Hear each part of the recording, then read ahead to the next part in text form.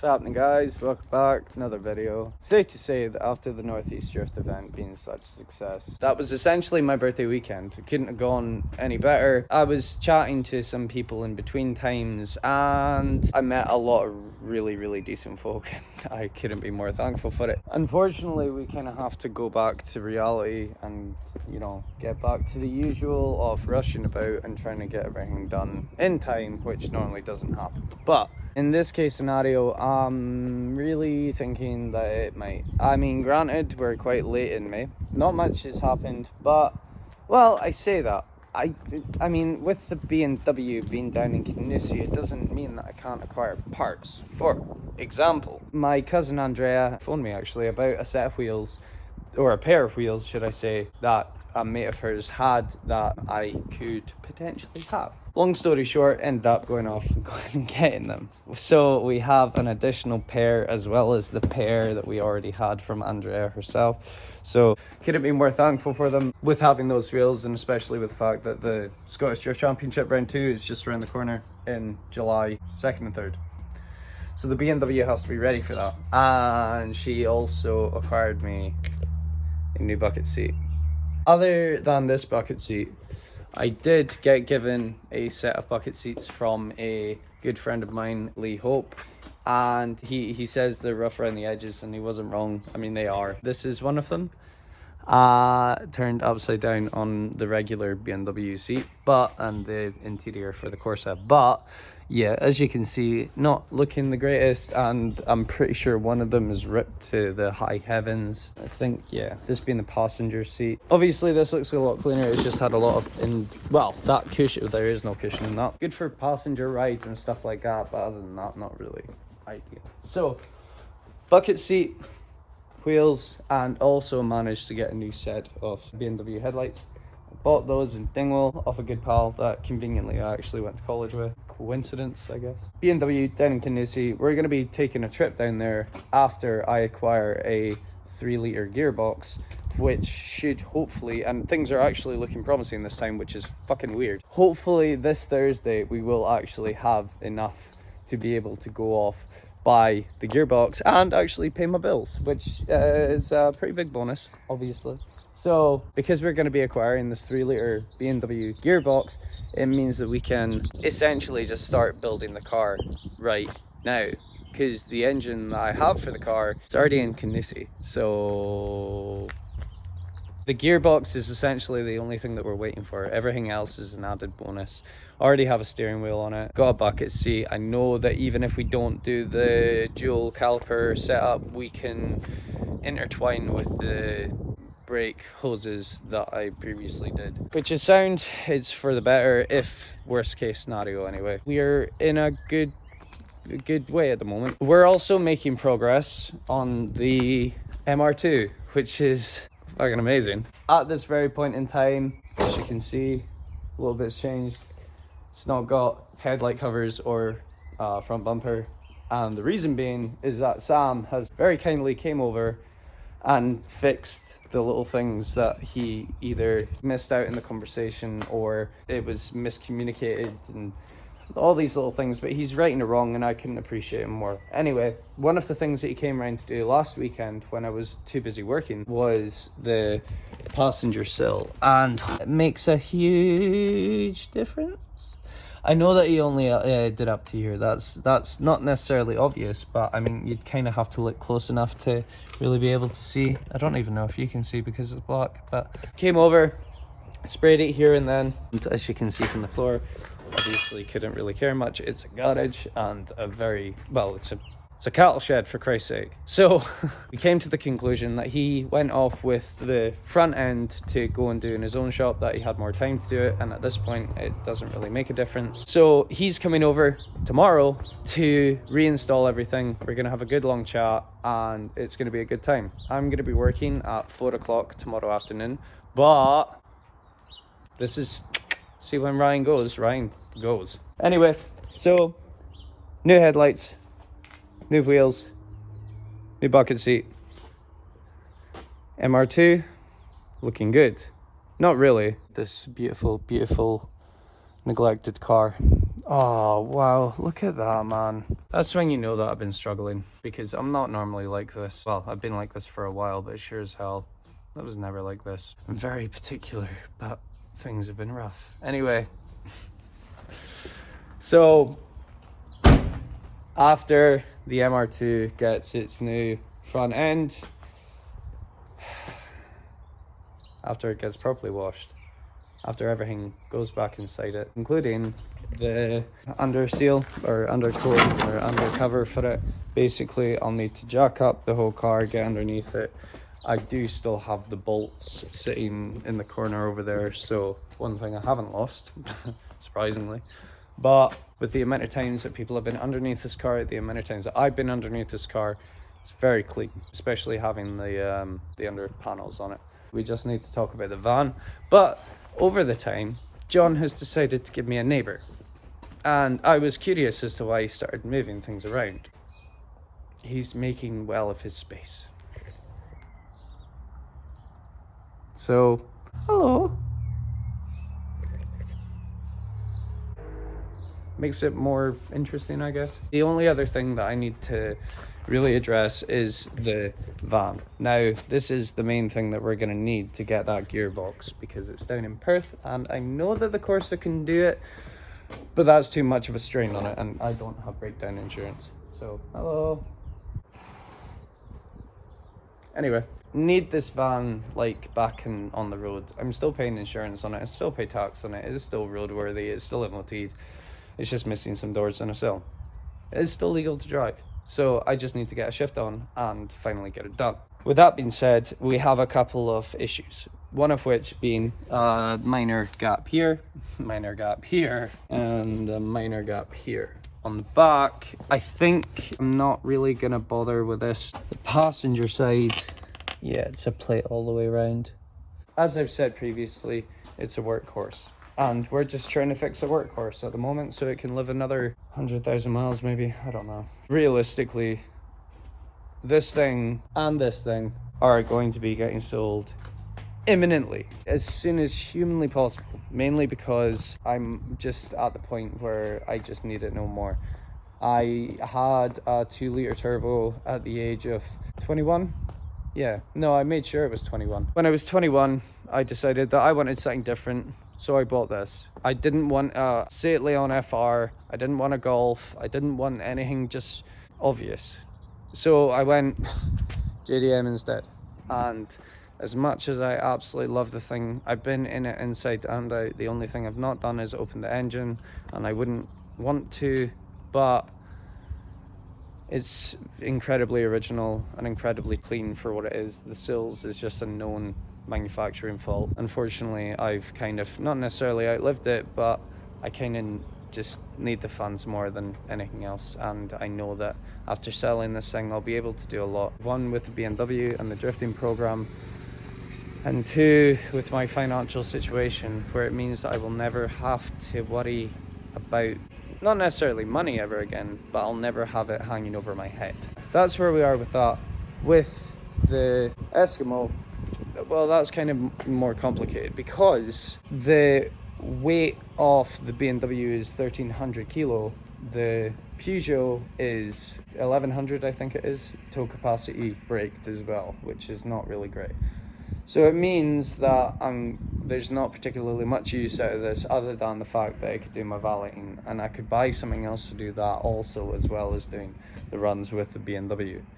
So the plan is that I'm going to fix this sill up, I'm going to drive down to Perth, I'm going to come back, I'm going to service it like hell, which I'm essentially pretty much going to do, figuring out as to what is actually leaking under there. Just need to get on and get cracking. I know that I've been chatting a lot, and apologies for as long as this video has taken to come out, but it was a real struggle to kind of record, knowing that the Northeast Drift event was so good and I'm just going back to what I'm usually doing. Kind of have to come back to reality every so often. So anyway, I'm gonna get to work, get the tunes going, and hopefully I'll manage to get this video for the end of the night, because my phone is low on battery. So anyway, let's go. Turns out you never know where you're gonna find me after these. Anyway, after somewhat cleaning out the power steering, or at least the gunk that was inside up in here, this was just completely cluttered in mud. It was disgusting and it stinks. Anyway, so here we are, power steering. As you can see, the sleeve is looking a bit not right. This was kind of actually hanging off it where the hydraulic system for it was actually out. The actual problem that I think that I can see with the power steering is you can see those two copper lines. One of the fittings at the bottom is somewhat dribbling. Now, both of these parts are replaceable, which is great, but after assessing underneath this thing, it's actually pretty clean for what it is, other than the sump and the leaks. I haven't got too much rust. I mean, I've looked underneath this van a couple of times and I know it was relatively clean, but for a workhorse, like, it's looking really good. So with that being said, with where we are now, I can replace the hydraulic system and I can do another line and another fitting for that, for the power steering line. Both pretty easily replaceable parts. It means I won't have to take the whole thing out at any point.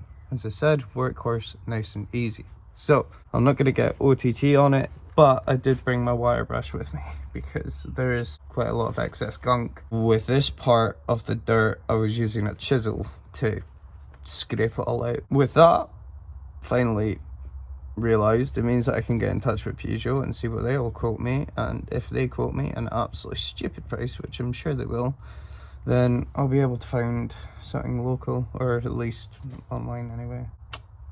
So we're dandy. As I said before, it's definitely the sump that's leaking, and it is just the sump because there's nothing falling down, there's nothing really to show except just a seal along the gasket. Oh yeah, you can see it from there. That's perfect. So just with overtime and that, it's a perfect example of something just getting a wee bit out of hand with age and that, and it just needs to be, I say put down, but certainly taken off this vehicle. So already found replacement, as I said, £21, so that's dandy. I'd need to double check to see if it comes with the gasket, but that's the worst of the van pretty much addressed, which is wonderful. Oh yeah, that was kind of somewhat sketchy. To be fair, getting this van off the ground was very sketchy. Oh, there's a bit more rust than I would have liked. Yeah, so definitely worth doing at the moment, especially with the long durations that I'm going to be taking this van on. Finally finding out about that power steering, I'm really happy. I'm gonna try and straighten out some of the parts that I found to fill up the gaps for the sill. Now, I did try and be careful in some parts of the van, but some parts were harder to figure out what they were after I'd cut them away, because you go away, you come back, you forget. Anyway, all the parts were very small and cut up, and I couldn't really tell until I properly looked into it. This slips up in there originally, but the main thing, it's not particularly this. I mean, granted, the end on this doesn't actually fit all the way. It like goes up to maybe about the length of my finger, but regardless, I'm going to be cutting and adding this additional bit on, cutting this excess away, and then using this bit and just use that. But then I've got a corner to then make a start on the part that I need to get to come all the way along and around. It's a lot of hammering into it and really trying to make it somewhat presentable. I also found falling on each cheek. Anyway, point I was trying to make was this being a part that you wouldn't really recognize, and it's meaningless, I guess, until you put it in here. Then it's actually it's pretty much made up a corner. Whoop, there we go, which means that I don't have to worry about that. So it just means that I need to build a gap between up here from this and angle it out and round, so it comes angling out and round and back into this little bit. And I'm actually pretty sure that these two bits were connected once, maybe. I mean, it would definitely make sense. This is essentially what I've kind of got to work with. Thing is that I can bend this back up and into its original hole. Those two are already in its holes. This used to be one piece. Unfortunately, I kind of needed to cut away, but I could definitely make this work. It'll be complicated, but with enough fettling, I think we can make this work. That's a huge bonus. I didn't even realize that before. There's also a little fitment issue back there, but I think that's just kind of more bending out than anything else. As for bit up here, I was again fortunate enough to think further ahead. So I do have the bit. Again, it's just going to be a wee bit of, you know, finessing. I think after a wee bit of tinkering, a wee bit of fiddling, it should actually work in my favor. So I'm really happy about that. So much. Anyway, the one thing that I will need to do now that I have that established and I'll be able to use what I have and I won't have to send it back and get a replacement one, because I thought that they were just taking the mickey. I sent them photos. They told me that that was the fitment that they sell from the manufacturers that they purchase from. So that's it. Take it or leave it. Can offer you a refund, all the rest of it. So the only thing that's actually preventing me from being able to make a start and actually doing this is the fact that, as I've said before, my grinder was having a wee bit of issues to the point, I know what it is, to the point that it met its demise. It got essentially. So now I'm without a grinder rather than a welder, which I really thought I really needed the welder.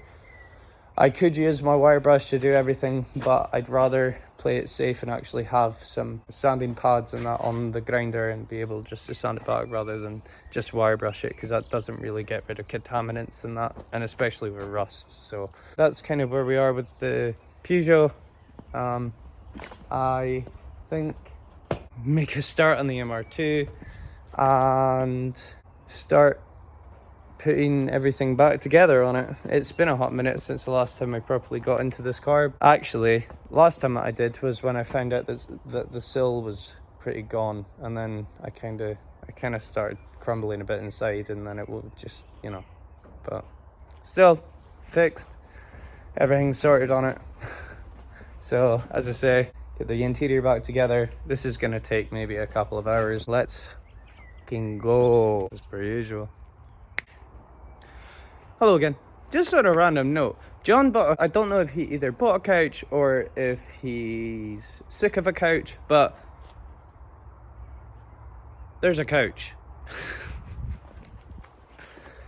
I love this place. Hello again.